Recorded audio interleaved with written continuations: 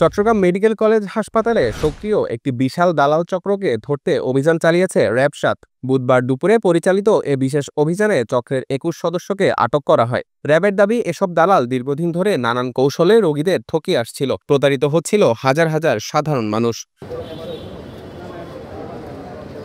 দালাল চক্রের সদস্যরা বিশেষ করে টার্গেট করত দূর দূরান্ত থেকে আসা রোগীদের। কখনো হাসপাতালে সিট দেওয়ার কথা বলে, কখনো টেস্ট করিয়ে দেওয়ার কথা বলে, কিংবা সরকারি সেবা থেকে রোগীদের সরিয়ে বেসরকারি হাসপাতালে নেওয়ার নাম করে মোটা অঙ্কের অর্থ হাতিয়ে নিচ্ছিল তারা।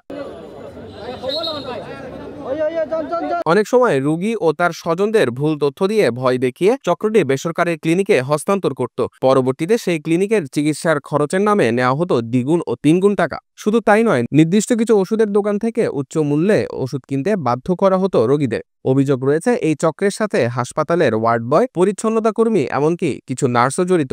আমরা আসি তো মনে করেন চিকিৎসার জন্য, এখানে চিকিৎসার নামে কষা কেনা চলতেছে। এখানে আনসার না, এখানে নার্স যারা আছে এরা সব প্রতিনিয়ত হয়রানি করে টাকার জন্য। শুধু টাকা, এখানে গেলে টাকা, এখানে গেলে টাকা, টাকা ছাড়া এখানে কিছুই বুঝে না।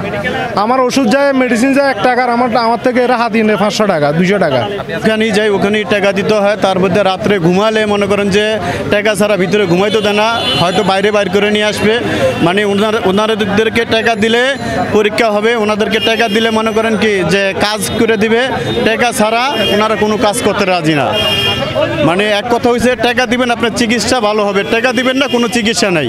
এসব অনিয়ম ও অভিযোগের ভিত্তিতে বুধবার দুপুরে চট্টগ্রাম মেডিকেল কলেজ হাসপাতালের বিভিন্ন ওয়ার্ড, করিডোর ও বাইরে অভিযান চালায় র‍্যাব-৭-এর একটি টিম।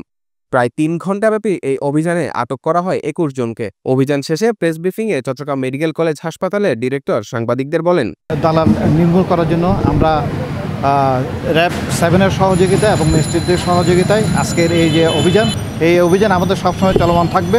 এটা হচ্ছে রোগীদের স্বার্থে যা যা করার দরকার আমরা এগুলো সব করে যাব, যেন আমাদের নিরীহ রোগীগুলো যারা গ্রাম থেকে আসে এখানে অনেক সময় দেখা যাচ্ছে আমার হাসপাতালে সব রোগী ইনভেস্টিগেশন হয়।